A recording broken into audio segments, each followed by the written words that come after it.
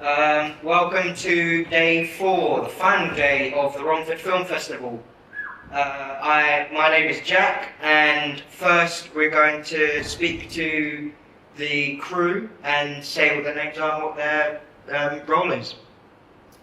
My name is Jamie, director, co-producer, and I also play decent Townsend. I'm Owen Llewellyn, and I play Alden Pick, the R.I.P man. Okay. Well, congratulations on making the best film to show to a child before their first dentist appointment. Yeah. The R.I.P man is fantastic. He's notoriously does not speak. How hard is it to write or even film a killer who does not speak? How do you do that? Well, it's pretty easy to write because you don't have to write any dialogue. Yeah. So, and obviously there's a lot of serial killers out there, the classics that don't speak. So definitely adds an air to the mystery. I think. I can't imagine what Alden Pick would sound like if he did speak. Yeah. I mean, it's been done quite a lot, so. Speaking of classics, have you got any favourites? In the horror genre? Yeah. Nightmare on Elm Street. That big hill. Yeah. And The Exorcist. Ooh, yeah. Two classics. Yeah. Do you have any favourite shots or sequences from this film? My favourite shot would be when the lead actress is walking through the crowd and she turns around.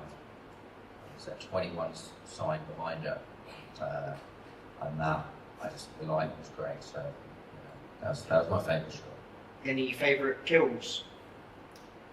Favourite kill would be the throat slit, because I think a throat slit just looks so brutal, and it always makes me wince. Any kind of throat slit, it makes me wince because it's so brutal. It's so cutthroat, so to speak. What is the hardest thing about making a horror film? Making a horror film is when you're dealing with blood, it's tricky. Yeah, especially screaming. And you don't have much control. Whereas blood's good, got it basically. So that always takes time. Yeah. To clean everything up if you want to do the shot again. So that always takes time. So working with blood it's always tricky. But, What was the hardest scene for you guys to film?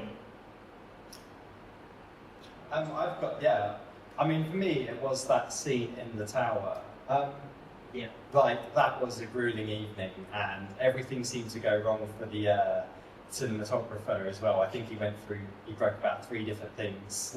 We got that amazing, my favourite shot in the movie is when that drone goes up that tower and you see all the that was one of my favourites. I think that's a beautiful shot. But that shot was at the expense of the cinematographer's drone, which quickly crashed after that was filmed. and then it was an overnight shoot, and it was in March, I believe, which gets brutally cold when it comes to the middle of the night. And we were all so... I remember fantasizing about my car's radiator by the end of that shoot. And but I just remember, very towards the end, the cinematographer's camera went as well, I believe, right? Did Morgan's camera go? Yeah, he lost a camera, a drone, and a light on that shoot. Luckily, it's a short equipment, so a lot went wrong with that shoot. Have you guys got any favourite killers? For me, I think Freddy Krueger as a solid, the Nightmare on Elm Street series. Even the bad ones are fun. So, I'm a big Freddy fan. I like Jason Voorhees, some of his kills. Yeah. Pretty epic. Yeah. So, I'll go with Jason Voorhees. Do we have any questions from our audience? I've got one. So, was it last year you had the short version? Was it Romford Horror Festival, wasn't it? If I remember correctly. Or was it the Make Festival? I can't actually remember myself. But yeah, I think it was the main. The short version. Yeah. We showed it here last year. Yeah. So, how did you develop it from a short into a feature? And what were some of the challenges in making the longer runtime? We used that scene as like a concept to raise money, basically, so we could just carry the story. So that was always the plan, just to make this kind of concept short and try and raise some money for an Indiegogo. And yeah, I mean, I kind of always knew it was going to be a feature film.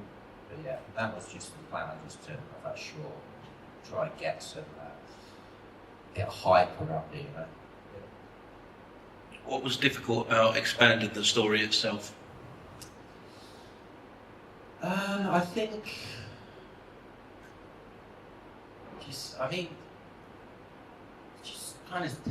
standing back and let the story take care of itself. Just kind of getting out of the way of the story, not kind of forcing anything. So just kind of making peace with that, let the story kind of tell itself. Because the story was there originally, because the screenplay was originally written, wasn't it, for the writer Reese, he had a screenplay already.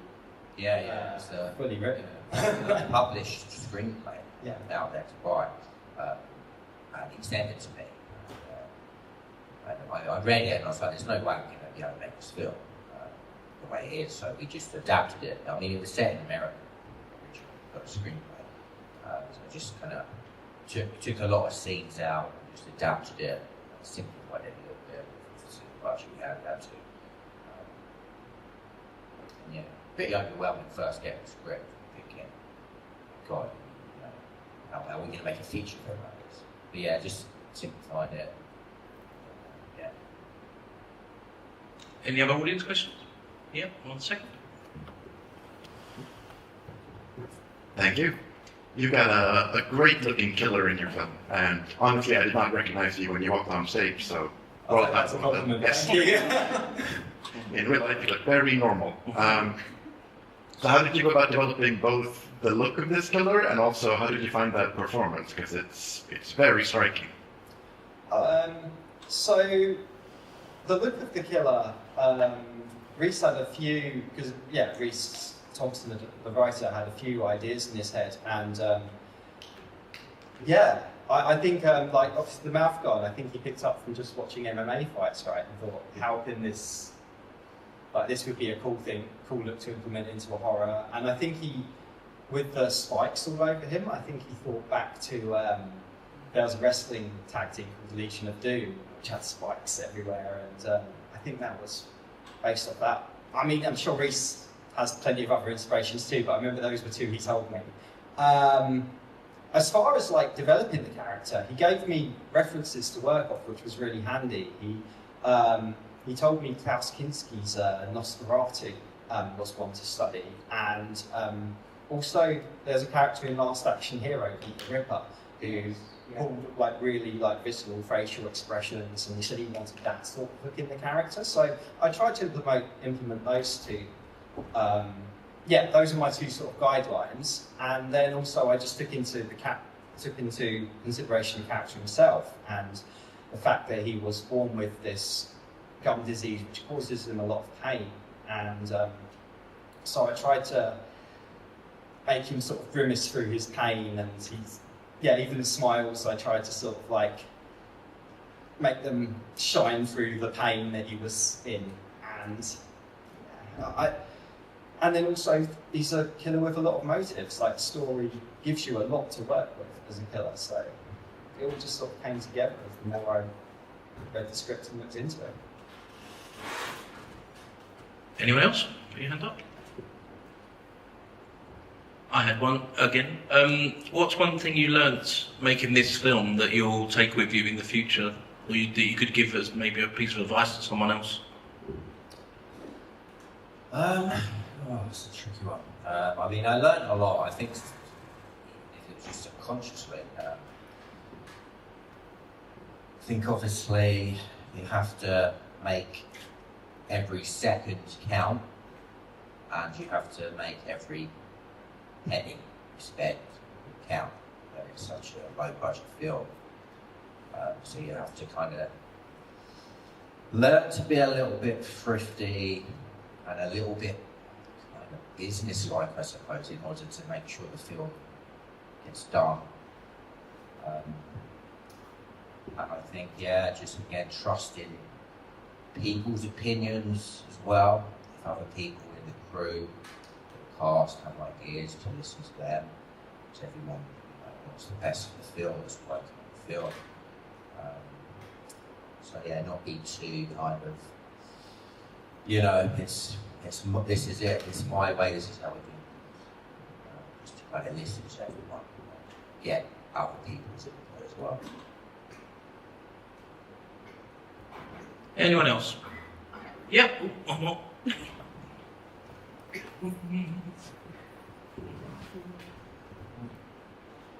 So great working film. I really enjoyed it. And so you directed, but also starred in the film. That's right, isn't it? How was that for you? I kind of, again, it was a money thing because it's like, well, I'm here, so and I thought I kind of fit the character. So I thought, because of the budget constraints, I can kind of step in and save the film a little bit of money, and then we can put that towards other things. But yeah, it is tricky because, like Mo was saying earlier, you have to watch the playbacks and it slows everything down. And again, it's times everything. You need to make the most of every second you get. So watching the playbacks is it's time consuming. So that's where the tricky thing comes in. And that's what I kind of wanted to do rather than there was some takes when I just trusted the DOP and the first AD. Just say, look, you direct me now. I'm going to step away from directing, you direct me. Because you've got to make the most of every second here. You might not have enough time for me to keep watching these playbacks. Cool. I think that's it from audience questions. What fears do you guys have? I guess failing would be the biggest fear, really. Yeah. That's the fear. It's a tricky one, but, especially when it comes to filmmaking, Yes. it's so difficult. So much respect for filmmakers out there, because I know how difficult it is. Just failing. I mean, we kind of had ambitions for where we thought would be the top level of where this field could go in terms of streaming services and platforms and things like that. We had streaming platform we had in mind is Shudder. If we can get this film on Shudder, that would be the highest level we can take it. Last week, Shudder confirmed they are going to be they have picked up the film, which is like incredible. Because that was our ambition for what we wanted. So because of that, it feels like we kind of succeeded. Before this film, Jamie was teasing me with some news, and he says, I might break it during the Q&A. I had no idea about this, so that's actually amazing. I'm a big fan of Shudder, so that's incredible to hear. And that was when I was filming it, after doing the first scene, friends were asking me, what do you want from the film? And I was like, that would be amazing if it could be on Shudder, that would be a dream. So I'm very happy to hear that. Okay, guys, thank you very much. Let's give a round of applause. Thank you for joining.